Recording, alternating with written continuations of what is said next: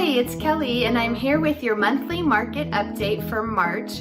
We are definitely into the full swing of the spring housing market. We had nice increases in the month of March. So let's go ahead and take a look at Area 540 single family homes. So we had 264 new listings, which was up 42% from February. 259 pending listings, which was 48% up from February, and 160 listings sold, which was up about 30% from February. The stat that I always like to look at is watch what list price versus sold price. And so in the month of March, the 160 listings that sold, on average, they were selling for 12% over asking price, which is about a 3.25% increase from February. And the highest one of those 160 listings went for 35% over asking price. And the other stat that's really interesting is our days on market have dropped significantly. In February, we were 17 days on market and we're now 8 days on market. So basically what we're seeing is houses are going on the market and within about 4 to 5 days, they're pending.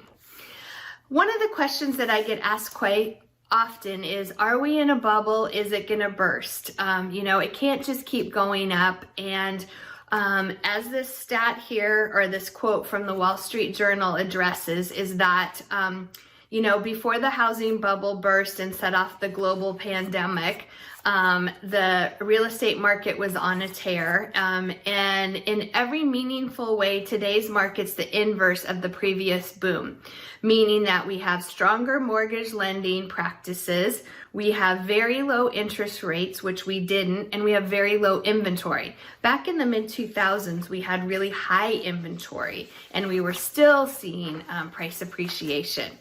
The other thing that we saw back in the mid-2000s was lots and lots of cash out refinances. People were basically using their homes as piggy banks. And as you can see from this graph here, contrasting 2006 to 2020, the tappable equity has increased significantly. But if you look at the next line, the percentage of cash out refinances from 2006 to 2020 is significantly less. So some people are doing some cash out refinancing to do remodels, kids' education, different things like that. But we're not seeing the craziness like we saw back in the mid-2000s. And then lastly, the other thing is mortgage rates have been historically low. And as you can see from this last graph, since January, mortgage rates have increased 0.5 percentage point from their historic lows.